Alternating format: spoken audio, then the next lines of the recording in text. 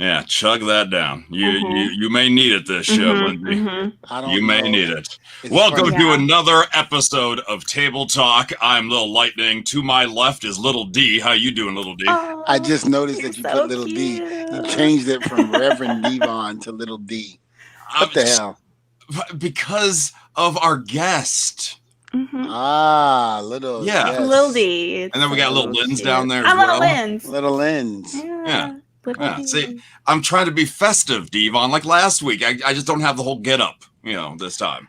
Although you kind of do. You kind of do, Devon, because our guest was a member of the FBI, the Full-Blooded Italians, and your hat is the NYPD, which seems like there'd be some rivalry there. You thought there would have been, especially back in the ECW days when the Full-Blooded Italians, the FBI, basically, ran rapid through ECW with Tracy Smothers, the late, great Tracy Smothers, and Tommy Rich, and, of course, Little Guido and Big Guido. It was crazy, man. It was good times back then. And that's what we're doing. We're celebrating the history of ECW here over the last couple of weeks because April 4th, the 20th anniversary of the last show of the original ECW. So very happy to be able to continue the theme. If you have questions or comments, leave them no matter where you're streaming us live. Go ahead and drop your comments to us. With that said, we talked about ECW. He was a tag team champion as Little Guido, and WWE, a cruiserweight champion as Nunzio. Please, everybody, welcome to the show, the one and only Nunzio. Hello, Nunzio. Welcome. How you doing, brother? Thanks for coming on. How you doing, brother? Little D, thank you for having me. We have a new listen, it all depends on how you're using that little D. Well, that's not so little, but let's go. I like that. I like it. That's great. What's going on, Guido? I mean, people call you Nunzio. I call you Guido. They call you by your real name, which is James. I mean, as wrestlers, we have so many different names. That especially if you have a long career in this business, and some people go, well, what do you call him? Should I call him James? Should I call him Little Guido, Nunzio? I said, whatever you feel. I said, a lot of us is good. The only ones that got upset that I remember was Bubba. His name was Mark. He hated Mark. Oh, he hated Mark because, of course, being a Mark in his business meant a bad thing. So people go, hey, Mark, how you doing? Fuck me, Mark. What's her name? Who you talking to? But that's what some people would say. People say, well, that's your name, isn't it? That's what I would say. And nobody ever calls him Mark. Yeah. But you actually, Devon, you forgot one of my names when I first met you when you were A-Train. What was my first name that Kodiak Bear gave me when I came out of ECPW Wrestling School? I forgot. What was it? As soon as I say, Damian Stone. Damian Stone. That's right. I forgot about that. That name made ECW TV back in 93, 94 when it was Eastern Championship Wrestling. We were actually still doing shows out of the arena, but that's when like Eddie Gilbert was there, and it was just starting. It was just starting. So I remember that. And I also remember, and a big thank you. And I know I've always said this to you, but, here it is. I was a young punk kid, never really been anywhere outside of, out of New Rochelle, New York at the time, in Brooklyn. Never left New York and didn't know how to travel, didn't know how to do any of that.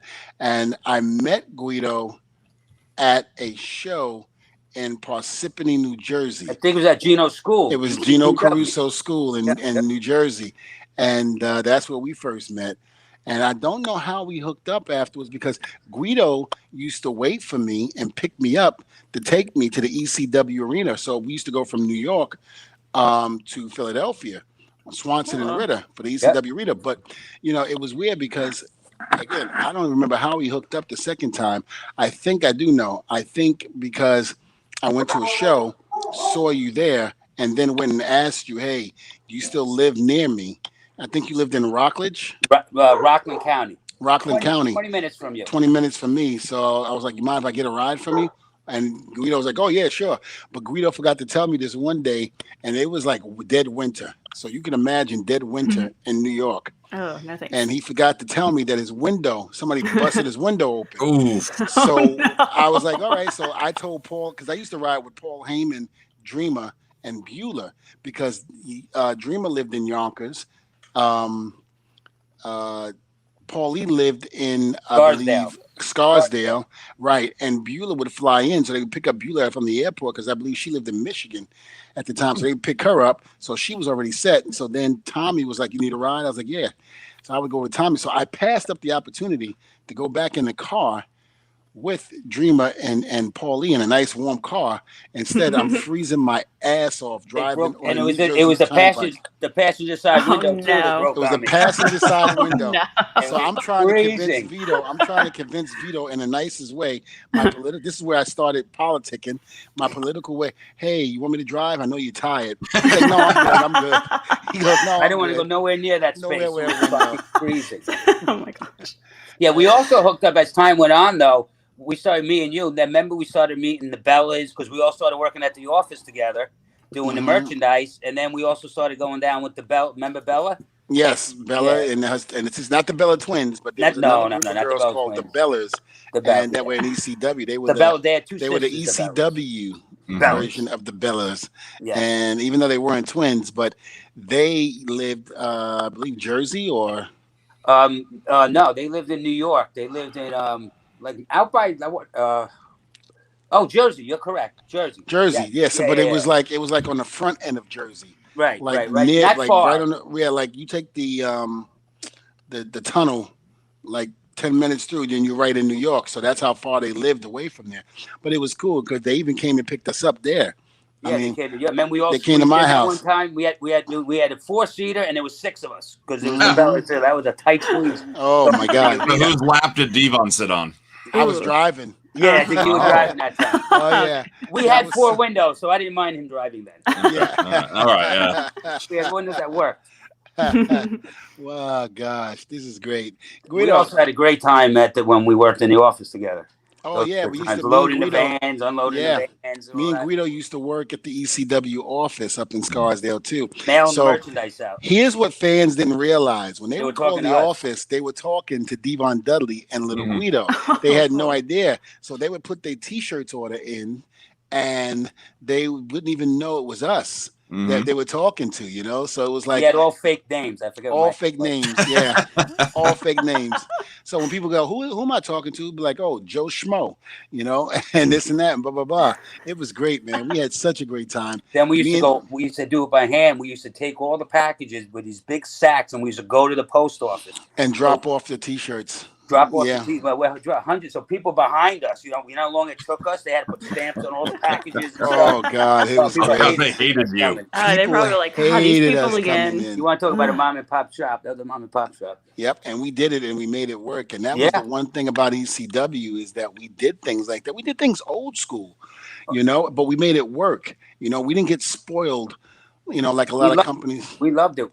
Loved it because where else were you going to have creative freedom, doing whatever you want in a company like ECW, and have a crazy man like Paul Heyman, Dr. Frankenstein is what we called him, you know, running the place, you know, giving us creative liberty to do whatever we wanted to do in and out of the ring, within reason, of course, out of the ring. But, you know, it was just a great time. And to have the employees working within, in other words, the talent working within the office, you know, doing the merchandise, helping with the T-shirt sales and this and that. And there was this one van, I'll never forget. I think they had We rented it for 4 years, never changed 4 the oil. years, never changed the oil or nothing, and the damn motor blew. Oh yeah, I'm sure it did. Dreamer returned the van, and the person's like, "This van we reported stolen." They didn't even know where it was. They had no idea. It had been gone for 4 years. Oh, it was great. It was they so paid funny. for that. Yeah, they did. They had to pay for that. I mean, literally. I mean, think about it. You take a rent-a-car for 4 years, and for 4 years, but you take the rent-a-car, going, "Oh yeah, I'll bring it back in a week," and you bring it back 4 years later. 4 years later, it went back. I just kept it. They ended up.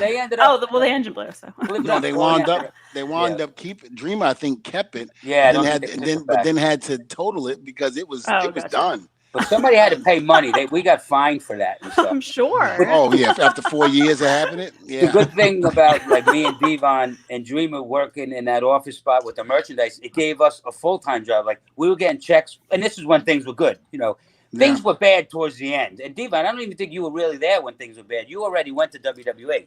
We had right? just left because Vince, Vince So you didn't, Russo. not that you didn't feel, but you didn't really feel the last year of the hardship. No, But I didn't. in the beginning, though, we were getting checks for wrestling 3 days a week, normally Friday, Saturday, Sunday, and then we were also getting paid for Monday, Tuesday, Wednesday because we were Being working at the office, so it was really good. I mean, it really was, and I mean, I again, when I think about it, people ask me what was the best time of my career, and it had to be when I made no money because the sky was the limit. You didn't know what to expect. You didn't know. I mean, you were hungry. You wanted to make $1 million like Hogan and them were making, but you knew it was a tough road to get there.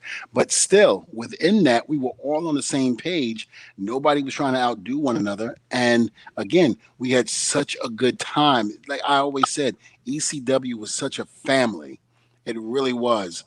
And And this is everybody will why, tell you that. Nobody, yeah. Tracy, when he first came there, he's loved hmm the locker room. And he'd always talk about, the way WWE, but I wasn't there yet. So I didn't know the way that was. But I always Right. see him, he was angry when he first came to WWE because of those gimmicks they gave him, Freddie Joe Floyd. And he really Yeah. never got that push he really deserved, unfortunately, I mean, Tracy was a hell of a hand. Yeah, and he was He always really a utility was. man, did well with WCW and Yeah. Smoky Mountain, but he never got that initial big run, And that was one of the things I used to be, a little deterred about because especially when it was time for me and Bubba to go because you saw so many great people walk through the doors of the WWE that came to ECW and you're asking yourself, how come they didn't get over in WWE the way they're getting over here in ECW?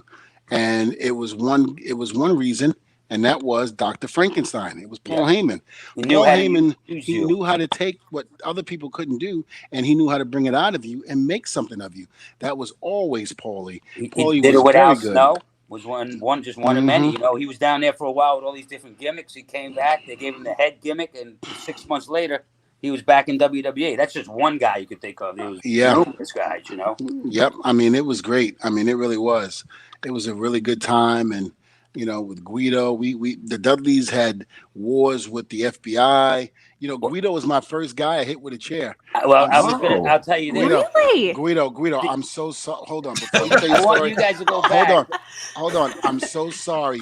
I 22 fucking years later, you apologize? Well, it's better late than never. Thank you, Lindsay. You're But welcome. listen, somebody sent it to me on Instagram, my debut, and I couldn't believe how bad I hit you with that chair. I'm you so were off. sorry. That was fun. But Like- listen, so a lot of people don't know this. That was from Lost Battalion Hall. That's Yes. also the night Little Guido debuted. I Yes. was Oh, working cool. there on non-TV as I went to Japan for like 2 years for UWFI. I was working as James Stone. It was the first opportunity I got in like 1993. I went to work for UWFI, and that was for like 2 years. That's when I trained with Billy Robinson. That company closed down in like 95, early 96, and Extreme Championship Wrestling was getting going.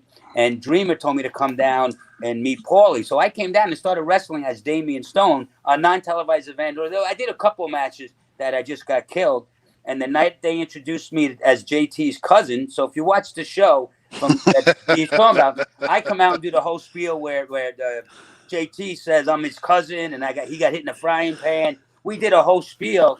And then Devon came out and destroyed everybody, and then Bubber and the whole 9 yards came out. So my debut and your debut, my debut as Little Guido and your debut as Devon was the same night. So if you my go back God. and watch that, If it's you go on. back, really I mean, cool. it was the name of the show in Lost Battalion Hall for that event was called The Massacre on on Queens Queens Boulevard. Boulevard. Yeah. And I'm going to tell you, it was a massacre because Put that on the Look, network. yeah, you can get that on the network. But here's the reason why. Paul Lee pulls me aside before I go out there, and he said, Devon, he was like, this night depends on everything. This is your debut night. If you fail, I can't use you. He was like, you got to go out there and make No an pressure. impression. No Yeah. pressure. He was like, listen. He was like, you're hitting them with the chairs, right? I go, yeah. He goes, Paulie, I don't want to hurt anybody. He goes, Devon, listen to me. You're in there with guys that are good. Don't worry about it. They can take it. But what I didn't realize was the plastic chairs hurt More 10 than times more than the metal chairs, believe it or not, because when that metal hits you, you think it would like, oh my God, it would shut everything down. No, when that plastic hits your skin, it would shut everything down. So I got the plastic chair. So Paulie goes, don't worry about it. It's a plastic chair. You won't hurt them. He was like, just swing. And I was like, but I never swung a chair before. And he goes, Devon, don't worry about it. Understand what I'm saying to you. If your debut fails tonight, I cannot use you. Now, remind you, I'm married with kids, and I'm just like, oh my God. I was like, I can't go back to the post office. I said, I'm done. I was like, I don't want to hurt nobody. But you had a great Foot Locker job, though. That's I did. true. I remember telling you that, and Guido knew about that Foot Locker job too. Yep. But I remember just I went out there, I cut the promo, I lost my voice because I was screaming at the top of my lungs. It was great. I remember swinging that chair. Poor JT Smith. You hit him in the head. I hit him in the head, and he collapsed. Chair, I mean, opened up. People thought it was a work, and it wasn't. The way he crumbled, to the ground. Knocked him out, gave him a concussion. His wife begged him not to go back because he was getting killed. Well, it was only a few months after that because we did that gimmick for about 6-7 months, and then his wife made him quit, and that's when he quit. He went to Virginia, and then I was on my own for a quick second, and then they brought in Tommy Rich first. Oh, well, I gotta ask you this: how was being with Tommy Rich and Tracy Smothers? Well, I just saw Tommy not too long ago. I saw the picture. Mm-hmm. I saw the Instagram. On Instagram. It was always good seeing him. You know, in the beginning, I was very lucky to have them as partners. As time went on, things got a little rough for me and everything with a lot of different things. But, I mean, I learned a lot from them. I can't say I didn't. But then it came to a point where there was just a lot of ribbon and a lot of stuff that I just couldn't take anymore, which me and Tommy and Tracy spoke about it years later, and everything's good now. I didn't get them fired. I think the company couldn't really afford to bring them in. I think in the very beginning they thought I had something to do with it, which I really didn't, but Paulie was cutting the roster left and right, especially with people flying in. So, but I got to admit, I was very lucky for the 2 years that I was with them. They taught me that real, like Gino Crusoe did teach you how to really work, not just high fly and all that stuff. But then when it was always great in ECW because Tracy and Tommy were great from down south, getting the heat with the people. And I got a lot of mannerisms from him that I see myself sometimes when I'm watching some of my matches. So, but no, it was rough sometimes. We would go out partying and drinking, and they would rib me a lot and stuff like that. You could ask Spike Dudley and a few Sandman. Oh, trust me, you and I roomed together, and I wouldn't change a thing. You and I roomed together a couple of times, and I was like, Guido, and you were like, fucking Dion, I can't take this shit, man, this ribbon. And I was just like, okay, listen, I understand, Guido, but you can't show that you're upset. He's like, oh, he goes, I'll fucking shoot him. I go, no, you're not, Guido. I said, stop right now. Wow. I said, stop. I said, you're the reason why kids get mad and go up to the school and shoot up places. I said, stop. Wow. I was like, you're not. Well, I was only saying I would never do that. I know you would. I know. But those are some of the best days of my career. And it was great years later, like I said. I hooked up with Tracy and Tommy, and we actually talked about a lot of those days. And we were all partying a lot. We were doing a lot of things we shouldn't be doing, which changes your attitude too. Listen, we all just did the way those it was. things. I wouldn't change No, it. we all did those things, Guido. And the thing about it is, we all had fun. No one was hurt. None of that. And I mean, the thing about it is, we lost a lot of good guys, along the way. And sometimes I get choked up in talking about it because so many guys that we traveled with on the road and broke bread with, roomed together, worked out with, are no longer with us because of silly things called pills, and whatever it was good at the time, whether it was New Bane. That was very big in ECW. Very big. GHB. I never did that, but GHB. Yep. It was something that, it was what it was back then, but something, we survived and we still made those 3 letters, the biggest 3 letters in the history of wrestling, and still talked about today. Exactly, and it helped change the face of pro wrestling. No one can ever deny that. Like I always say, there would never have been an Attitude Era if there wasn't for ECW. I don't care what anybody says. The Attitude Era truth. doesn't think that, but we do. That's okay, because I was part of the Attitude Era. You and I both, and I know. Yeah. Yeah. I know, because I remember when we were back in ECW, and I remember seeing Al Snow and Bob Holly doing a hardcore match and winding up in the lake, I remember that match, and we were all looking at it going, "That's ECW. Yeah. It's ECW. No, professional Outside wrestling. in the snow. Yeah, Matches went outside in the snow. yeah. Nobody was doing that before us, but it got over so well. And you know what? Kudos to the people in Philadelphia. For those that are watching in Philadelphia, that experienced the ECW things that we did back then. Thank you so much, because it was really because of your voice and what you did and how you put ECW on the map, which really, really did wonders for us and really put us and helped us where we are, made us the number 3 largest company in the world. Because those fans from Philadelphia and a lot of other places would go to WWE shows and you would hear ECW chants back in 97, 98, small groups, Yep. which forced, well, Paulie had something to do with Vince anyway, but, made that little connection. Remember, I was part The of invasion. the First invasion. The first one, one. 1997. I At the Manhattan Center. The Manhattan. Yep. So I think Sabu fell off the Raw sign. Oh, he went God, to jump off. He tried to, it was. He tried to dive, but the sign. He tried to dive. It wasn't his fault when he went to jump. But he blamed the guys anyway that was holding it. God damn, what the fuck's wrong with you guys? Yeah. I don't know how to fucking hold a sign. Yeah, but it wasn't his fault. But it's just that thing was wobbly. Yeah, and Sabu's crazy anyway. So I'm glad he's doing good. Yeah, so okay am I. now. I'm so happy that a lot of us. We had Rob Van Dam on the show, and I told Rob, I said it's just a blessing to see some of the guys who are doing so well now in and out of the ring. It's amazing where we've come from and the stories that we can tell. I mean, I'm gonna tell you right now, if we all got together, everybody, and put a book together, it would be probably the largest selling book of all time. There's no question about that, because I'm telling you, the stories that we have, just in ECW alone, I mean, forget about it. The people we would have to tell all those stories. A lot of exposure would go on, but I mean, that's what it's all about. You can't have a book and all. You know what? What they gonna do? Lock us up? No. Oh no, I'm not talking about the police. I'm talking about our families and all that stuff. Yeah, listen. What are you talking about, Dave? A lot of stuff happened. Hold on, Guido. If you don't honestly think that they thought we weren't dirtbags, this is why I always say, for those that were with us back then from day one, if you don't think that they thought we were dirtbags back then and they still stayed with us, that's a keeper. All right. So with me, it got bad as she started working for the company. Remember, she was selling the merchandise. Oh yeah, that's right. So she was able to see all of that stuff. Yeah. Your wife was great. I could do no wrong in his wife's eyes. No wrong. No wrong.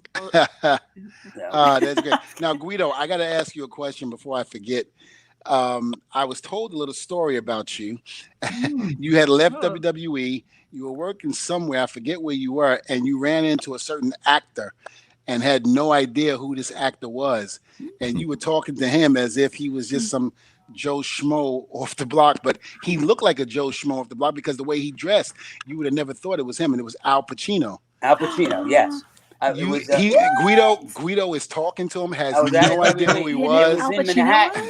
It was in Manhattan. It was in Manhattan, and he was under an alias name because he was doing a movie, and I was doing security at the hotel. But he dressed like a total bum, though. And he was in the bar. And I was talking like I had no idea who he was for the first half hour, 40 minutes. I had no idea it was Al Pacino. It didn't look like Al Pacino. I grew up watching this guy.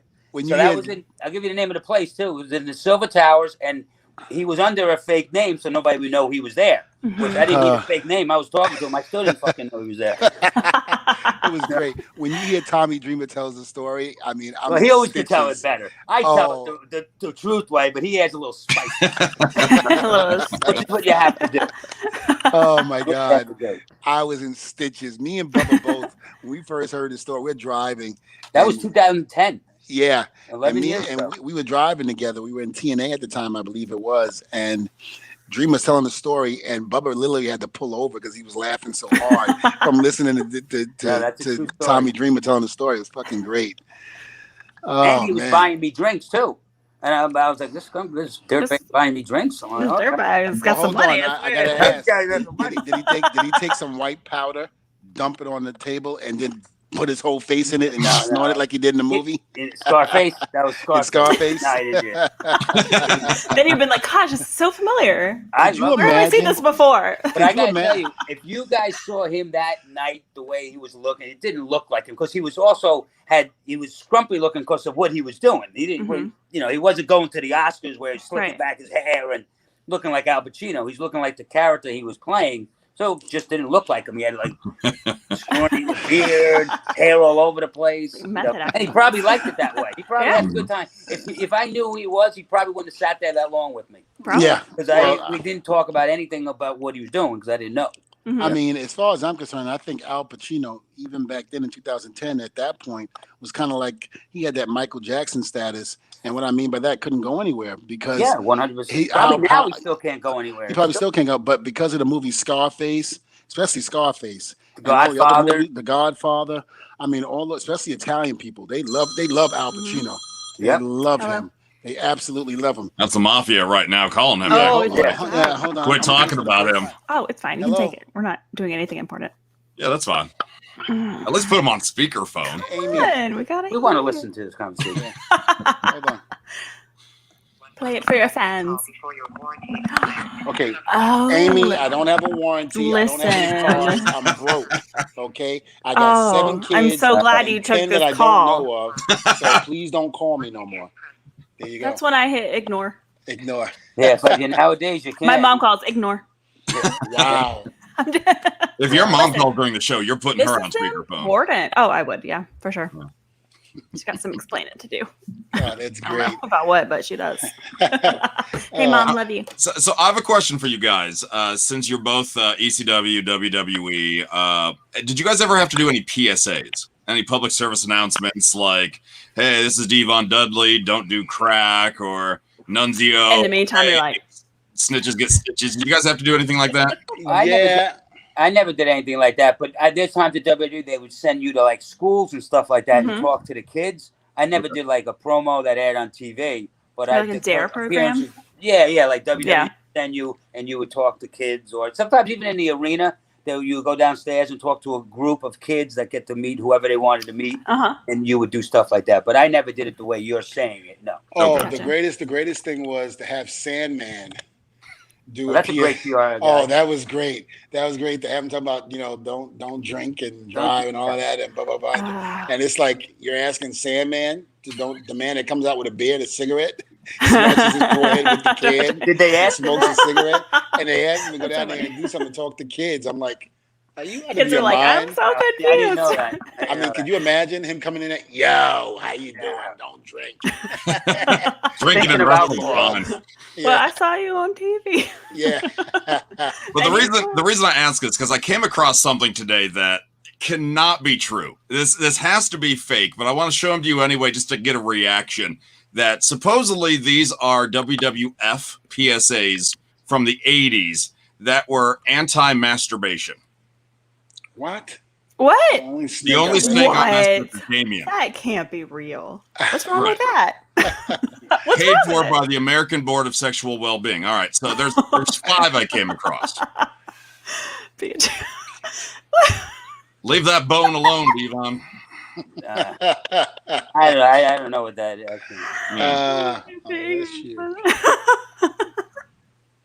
I don't know. So don't be silly. Don't play with your willy. Oh, there's no way that's real. It can't be. They There's can't no be. way. Then Miss Elizabeth. Keep it clean. Don't flick that mean. Yeah. And I had that poster, listen, with all due respect to Miss Elizabeth who passed, with all due respect, Elizabeth, I ain't gonna lie. I had that poster in my room, and you didn't have that caption. I didn't have that caption there, and I'm sorry, but my willy was touched. Well, I wanted to kind of reimagine what an updated version of this would be. And Devon, I wanted to use you as an example of what a modern day PSA could be. Oh my God, I can't wait. So we'll start with this one. You can't testify if you're playing with your one eye. Not the best one, but I got options. I actually like that. Okay. I want you to send that to me. I actually like that. I'm going to put that on my Twitter and Instagram. All right. Okay. And then there's this one. The only wood you need is your hand. The only wood you need in your hand is a table. That's kind of clean. Yeah. What's a table? What do you mean a hand? Don't worry, What other Lindsay. kind of wood would you I'll put tell in you there? later. Oh, why else would you? What? Talking about his wood. Get the Yeah, I table, know, drop right? direction. Thank you, though. I picked a very flattering image of you, by the way, Devon. Yeah, I see that. It's looking like I'm about to. What get if to they were all climax, like, Devon, get climax the stage. erection? What if they all cheered Yeah, that? that's good. What would you do? We try to be anti. Listen, I'd be like, show me your tits. Nope. And then be like, okay, that's right. I will masturbate. That will help the erection. That will help it.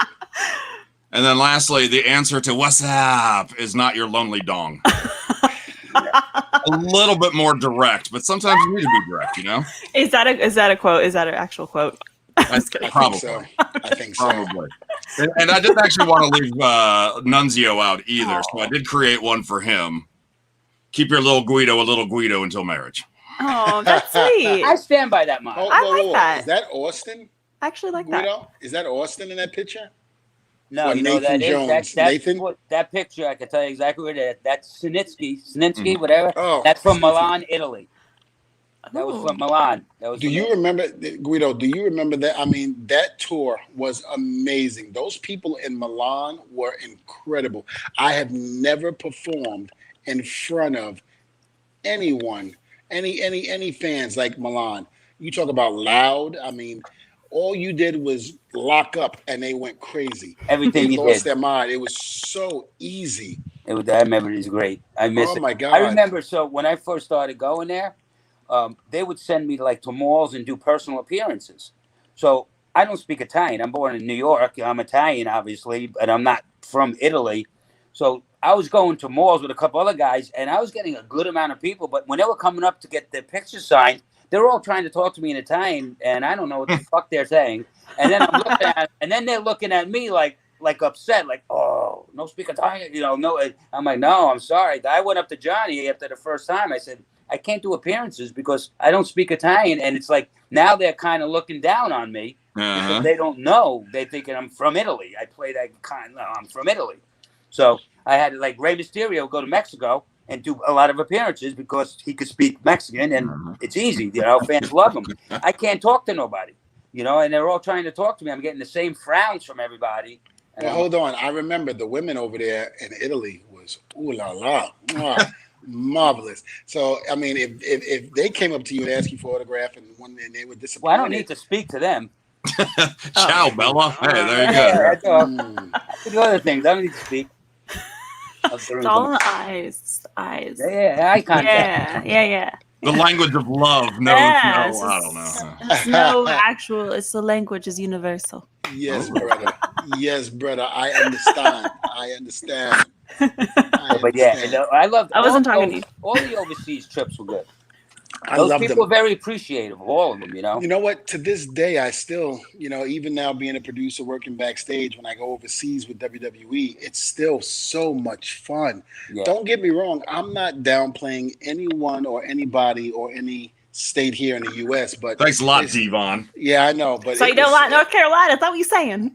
Well, I mean, had a lot of fun. Had a lot of fun in Carolinas. Okay, but, continue. Well, it's weird actually. The good thing about overseas, like when we wrestle in the States, you have your car buddies, the 2-3 guys you're with, and then after shows, everybody pretty much goes their separate ways or maybe meet at a bar. When you're overseas, you're on that charter flight. After a show, everybody's at the same hotel, which never happens. Everybody goes to the bar. So only overseas, whether it's England, Ireland, Finland, wherever we are, we're always all together after the shows in the lobby bar because that's where everybody's hanging out. In the States, after shows, you get in your car with 1 or 2 people, whoever you travel with, and you either go to the bar or drive to the next town or wherever you're doing.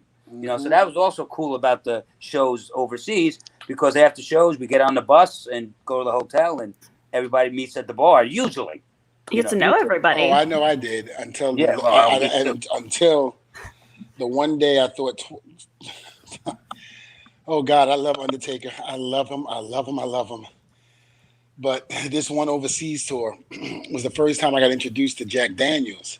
And I like that stuff. It's good. I heard stories about Taker, but I didn't really know it to be true. And I remember we were somewhere, and I'm gonna say I can see the hotel in my my brain right now, but we was somewhere. I think it might have been the UK, and they had two buses.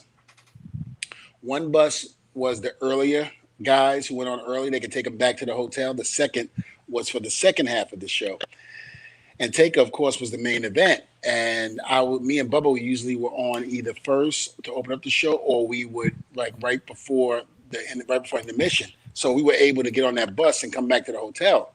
So I'm having my little winey drink, my white Zinfandel, my girly drink. Remember that, Guido? Yeah. I used to always drink my wine. Barry And I'm Manilow. good. Right, I'm good. But before that, Taker told me, he goes, Devon.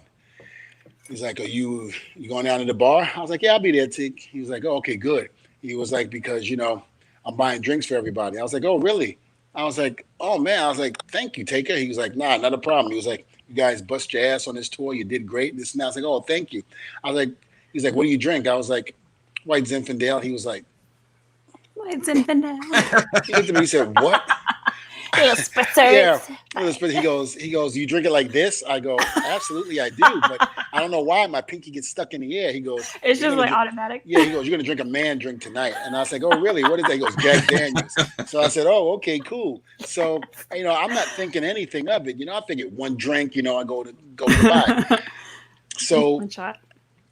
he gets to the hotel. We're there already. He gets to the hotel. So I'm not feeling too well, because whatever I ate, just wasn't agreeing with me. Plus, now I'm drinking the white Zinfandel, which is really turning my stomach. So now I'm getting sick. So I'm ready to go upstairs to go to my bed, and then Taker gets off the bus. And as I start to make my way, he goes, Devon. I was like, hey, Taker. He's like, you're going to drink? He was like, yeah. I was like, I'm going to. I'm not feeling well. So let me get this straight, Devon. I'm ready to buy drinks and hang out because I haven't hung out in a long time. And you going to pass up on it? And I was like, that's when you have that quick conversation in your head, that you usually go for like 20 minutes. And I was like, yeah, if I do that, I'm going to wind up in wrestler's court. I don't want to do that. So I was like, no, I'm good. So he orders, you had to see it. It was like out of a movie. He's got like 20 different drinks lined up. And he's calling Bradshaw. He's calling everybody. Shelton Benjamin, Charlie Haas. We were all down there. Rico, remember Rico? He was down there. All those guys. And then me and Bubba come up, and he's like, cheers, boys, take one. So we took one, cheered it. Great time. Thank you for the tour, boys. Thank you, Taker. So we drink it. Boom. I'm thinking that's over. I start to walk towards the elevator. Devon. I was like, huh? He goes, we're not done. I go, what do you mean? We finished. I'll never forget it. We finished off about 12 bottles of Jack.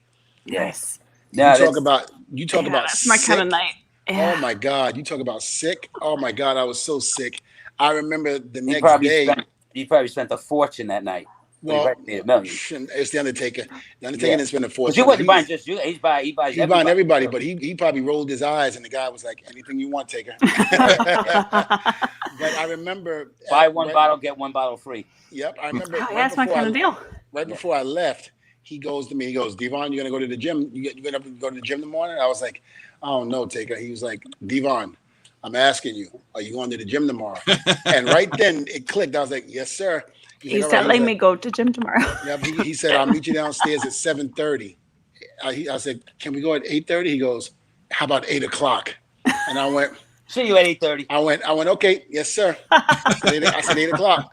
And I didn't realize I'm saying that, and it's now 6:30 going on, or it's something like 6:30, 7 o'clock. And I'm like, oh my God. And when I tell you everything is spinning. So I go upstairs, lay down. It's one of those things where you lay down, all of a sudden you put your alarm on, and just when your eyes are about to close, the alarm rings, boom, you're up. Yeah. And I'm like, oh my God. I go downstairs. Taker's already down there. He's got his towel. He's ready to go. And he's like jumping around. He's like, Devon, come on, boy, let's go. Come on. I was like, Taker, please. He was like, Devon. I was like, no, I'm good, Take. I'm good. We get in there. We're doing cardio. Brother is just cruising. He ain't even worried about nothing. He's just going. I thought he was working. Yeah, meanwhile, I got a bucket next to me ready to throw up. That's how bad it was. So remind you, let's move forward. Later on that night, the second day, Devon, you going to the bar tonight? And I'm like, sure, Take. I was like, I'll meet you down there. He goes, all right, I'll be there. Make sure you're there. I was like, okay. And Taker knew that I had no plans on going, but I'm the young boy. He asked you. Right. So I'm the young boy. So he knows, you know, yeah, he's going to make me pay. So I was like, freak. I was like, yeah, I'll be down there, Take. So here we go. I'm downstairs. I'm chilling out with Charlie Haas and I think Shelton Benjamin. And we're there. And I was like, oh, I got to hurry up and get upstairs before Take. And I tell Charlie what happened the night before. And as I tell them, I'm thinking he's going to, you know, not going to say anything or what have you. So I see the second bus pull up. As the second bus pull up, I'm trying to run to go to the elevator. As Taker comes in, there's a pillow right there. It was in Milan. Because it was like the pillows. I'll never forget it. So Taker runs in. I hide behind one of the pillows. And then Charlie Haas goes, hey, Taker, we doing some shots? He goes, absolutely. He goes, where's Devon? Oh, man. And Charlie goes, he's right behind the wall, right behind the pillow. And he goes, Devon? And I just went, yes. He was like, at the bar. I was like, oh, damn. I was like, here we go. And I tried to get away and I couldn't. I got to tell you something. You'd rather him want you at the bar than not want you at the bar. This is true, because if he didn't want you at the bar, that means it was like Andre. If he didn't want you at the bar, he didn't want you in his locker room either. Yeah, and that could be a hassle. And that could be bad. And that was the one thing I always said to, like I tried to tell some of the guys today. I was like, the worst thing you can do is have the locker room hate you and, you know, Vince love you, because the locker room will turn on you and make your life a living hell, worse than Vince probably can. Well, yeah, they did it. Renee had a lot of heat when something with Hardcore Holly, and every night they were putting his stuff in the shower. Every time he went to wrestle, when he come back, his clothes were in the shower. Came to a point where he would walk back from the ring and go straight to the shower because he knew that Renee. You remember that, Devon? Yes, it was guys like him that would. And I liked Renee, but he used to just rub people the wrong way for whatever reason. Well, he was Montreal, Quebec, Canada. I mean, Rene Dupree, right? Yeah, Rene Dupree, yeah. And I just remember feeling so bad for him. And to the point where we were somewhere, I think we were in Ireland, and this is like dead winter. So you know how cold it is. So he's going in there in his skimpy outfits after leaving the ring. He's all sweaty. His clothes are in the car because he didn't want to put them in the locker room because he was scared that they were going to get cut up. So he had to go out there and get changed in the car. Oh, it was so bad. Yeah, it was so bad for him. Who's that other guy that JB that left? We were overseas, and he bought his own ticket and came home. Big guy, blonde hair. He wasn't a wrestler. He was like an announcer. He did something with Teddy Long. They did something with me with Christmas when I came out as the elf. No, he was a referee. He was one of the referees. He left his bags and everything. He left his bags. Flew home. Wow. It was one of the referees. On the bus, they went to his room, and his bag was there, and he was gone, and we never seen him since. It was the referee from WCW. I can't remember. He was a young guy. Billy Silverman. Billy Silverman. Billy Silverman. There you go. Yeah, and he did not like the ribbing and all of that. He could not take it. And I mean, people were they were hard on him, but it is what it is. And he was a good referee. I don't really know what he was. Very good referee. He was very good referee. But it was just one of those things that if you rub people the wrong way, the locker room can make you be hell. Yeah. Well, you're winning over our audience there, Nunzio. Daniel says he marked out for your Snapple sweater. Oh, Devon knows the Snapple. My dad repped Snapple for like years. Oh, yeah. I remember Snapple. I used to tell Guido all the time, your dad can give me a case.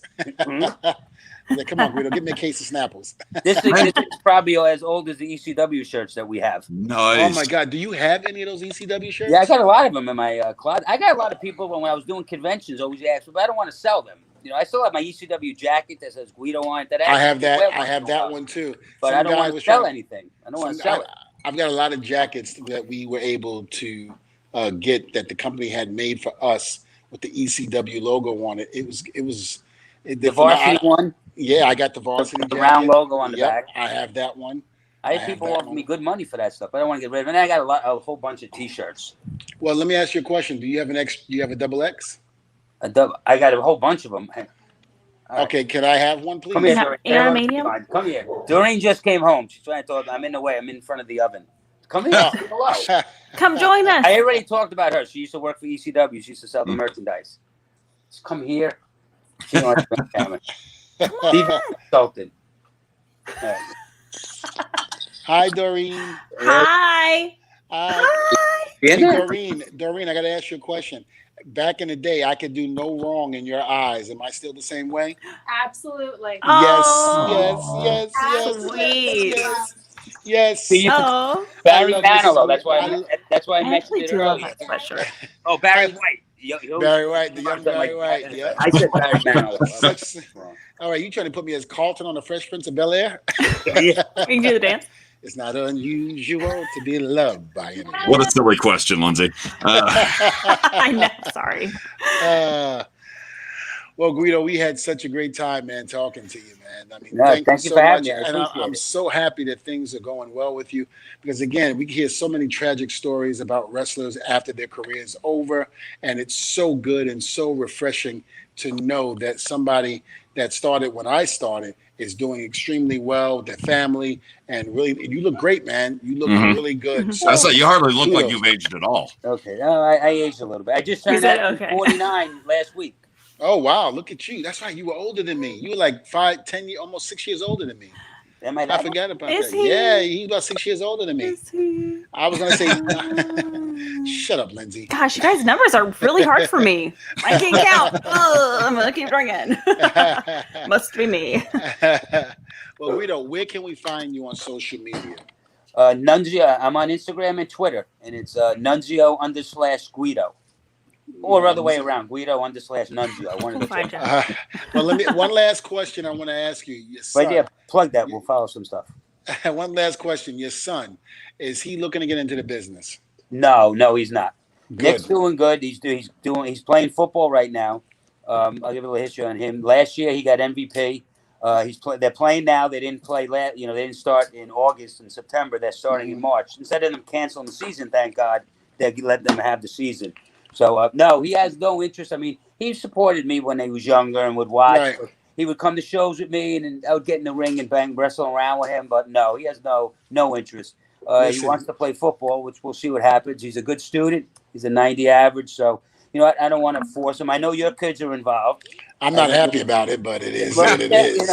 and you also have a school, too. Yeah. But, nope, I would never force him. I'm actually glad he's taking a different path. It's a lot safer, especially with the stuff that the guys do today. Not that what we did wasn't crazy, but, I watch when I see NXT and I watch AEW, some of the stuff, I'm just like, those flip power bomb, like power drivers, some of the stuff I just don't know how they do.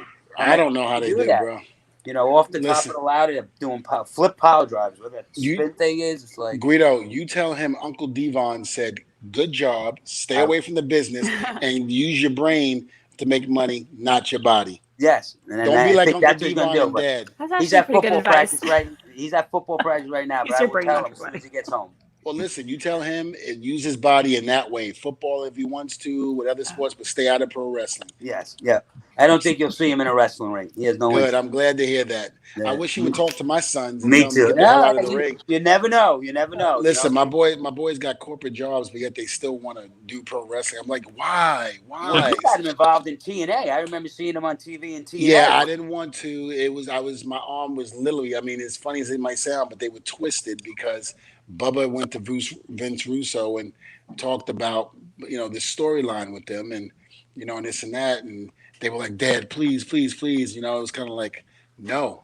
It took me about, I think, 6 or 7 times before I actually said yes to it. I didn't want them in the business. I did not want them at all. I didn't want any of my kids in the business. I got 2 new girls. I got 2 daughters now. Yes, I see them on Instagram. Yeah, and on Instagram. I'm always liking them. I like the. Oh no, I see it, but I would never ever want them to be in the business, especially girls. Yes, no way. But like, if Nick was diehard and wanted to be in the business like your son, I wouldn't stop him. That would be fair. It's the same thing with me. He has no desire and never even asked me. I mean, he likes watching it. I mean, I'll hear him playing the games inside and stuff, and sometimes watching it on the phone. But he just doesn't have an interest, So. Yes, that's my buddy. Yes. Can't force him to do anything. I knew I loved that kid. Yeah, doing good. So, all right, buddy. Well, Guido, listen, you take care, and you and I will definitely talk soon. Yep. Take care. Thank you for having me. Thank you, buddy. Thanks so much for joining us. How do I get off? I just hit off? I can help you out with that. Bye. I love Nunzio, Guido, James, Damian Stone. I love him. He's great. Oh, he's super nice. I love it. And also, I learned today to use my brain, not my body, for jobs. Okay. That's been my problem. Is I've been trying to use my brain and not my body. That's my problem too. Lindsay, I love it when you drink I love it when you I drink on the actually show. haven't had that much to 'cause- drink. Yeah, but whatever you're drinking is making shit come out crazy. I love I'm it. just happy you guys are just like bringing out the best of me tonight. It was a great interview, Noel. Thank you. Oh God! Now Noel won't stop coming in every Oh, he time. doesn't stop this whole show. It's been Every time you compliment him, he's got like 90,000 things to say at that. Oh, I love it. Keep going. Oh God! We should spread cheer, Devon, not hate and anger. We should love our fans. Noel is my fan. Not yours. You know how many fans love that you just said that, Lindsay? I think I'm gonna throw up in my mouth. Waiting like for that one time we drank all that hit alcohol. 3, 2, 1. No. Big thing in wrestling today, as of this recording, didn't get to get Nunzio's thoughts, but we get your thoughts, Devon. Kane in the Hall of Fame. I'm extremely proud of that, and you were the one that broke the news to me. Mm-hmm. I was out and about with the family having breakfast, and you told me about it. I didn't even know it. I haven't really been on my phone, social media, so I haven't seen anything. I haven't been on my phone much either. You know, I'm so happy for Kane. If anybody deserves to be in the Hall of Fame, it's Kane. The man has given his body, his life, to this business and has done extremely well. I mean, the Big Red Machine, come on. You cannot deny that this man did not make an impact in professional wrestling, along with his brother, The Undertaker.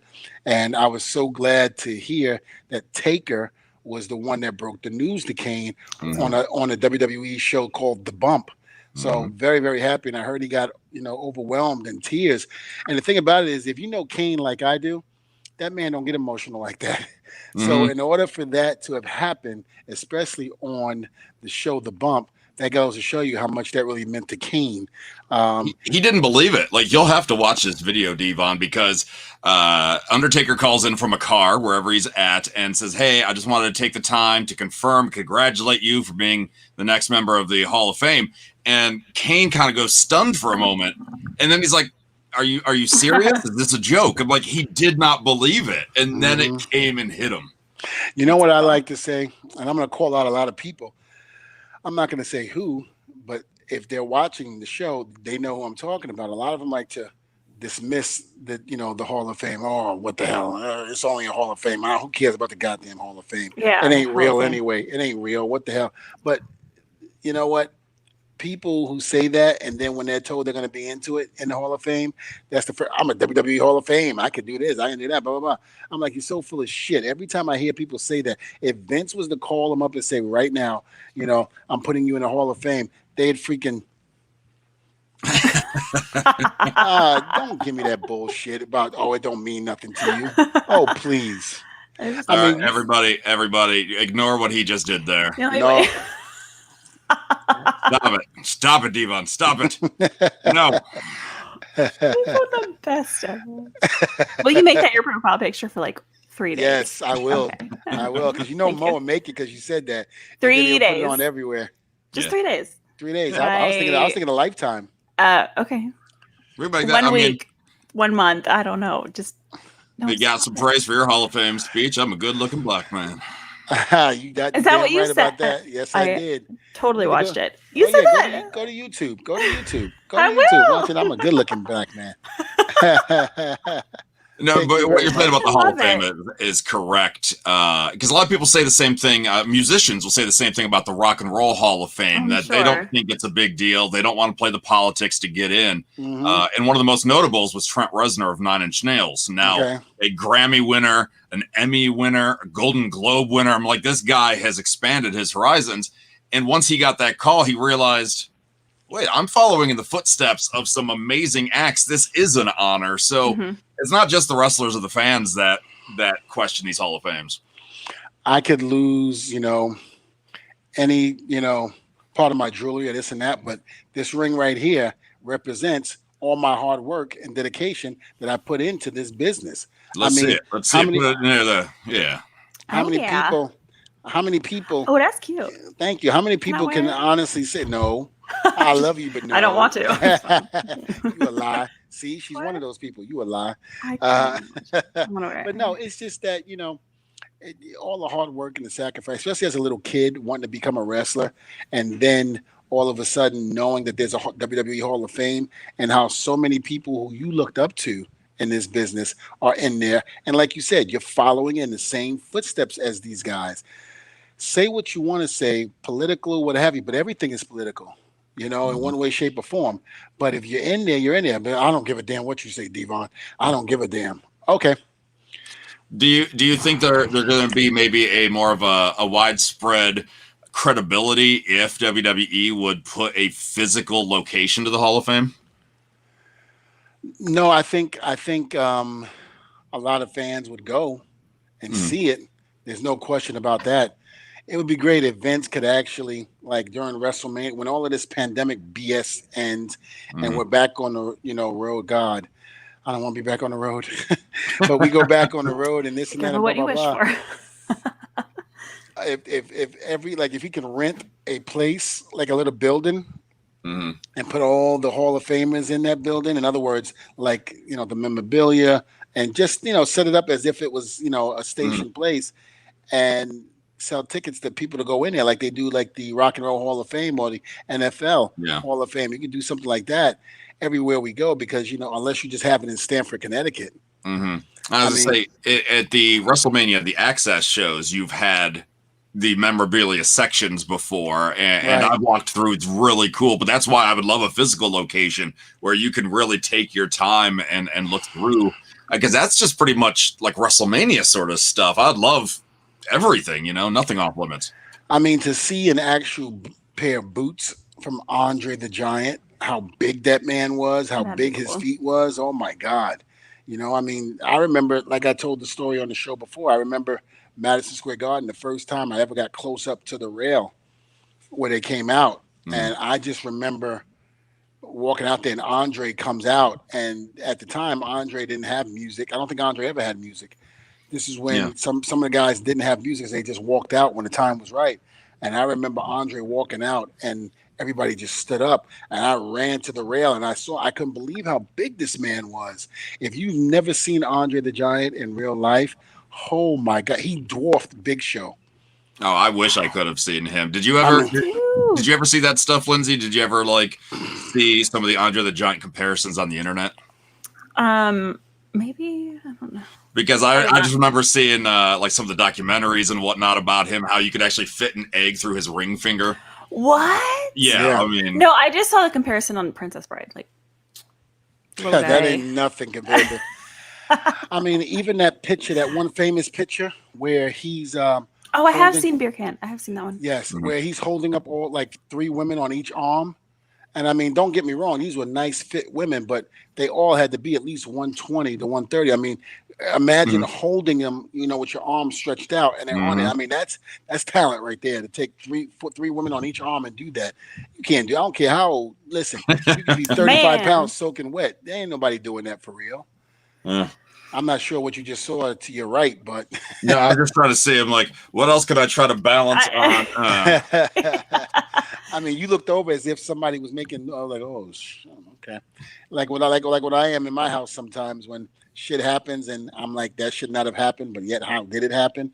And things start moving by itself. Then that Exorcist picture comes out, scares the hell out of me. All of a sudden you're like, oh, there it is. Where'd that come from? The funny thing about it is you can't see it, but I got some steps. I got about maybe 20 steps that comes upstairs to my game room. And when I go to the kitchen, sometimes I pass, by it all the time. So when I get up in the middle of the night, it freaks me out sometimes because I'm always thinking of Linda Blair doing the Exorcist walk down the steps. I'm like, man, that's all I need. And nobody would hear me scream. No. Really? And I have the same feeling when I walk by my game room too. Yeah, when I am knocking by my game room, laundry room. Yeah, my extra room, I should say. My daughter's room. I don't know. I don't know what it's like to have a game room. I don't know. His beer can is bigger. My beer can is bigger. Sure. Oh, Noelle, please. Sure it is. Oh, wow, Lindsay turned on you, Noelle. She said, "Sure it is." Sure. What? I just call it as I see it, guys. Wow, you haven't seen it. You don't want it. No, Lindsay. No, that's not what I meant. Watch your words. Use your brain, not your body, Lindsay. It's just so hard. It's so hard to use my brain. Keep talking. Oh, Please come on. Keep talking. Keep talking, Lindsay. Keep drinking. Tell I'ma sit you back. can't say you That's did what that she one accidentally. said. She said a lot of things I don't know about. It's so hard. It's so hard. Don't No. stop. No, It's don't not. stop. Lindsay, you're going to inspire a lot of badness today, all right? It's fine. It's fine. Yeah. Everything's fine. It's fine.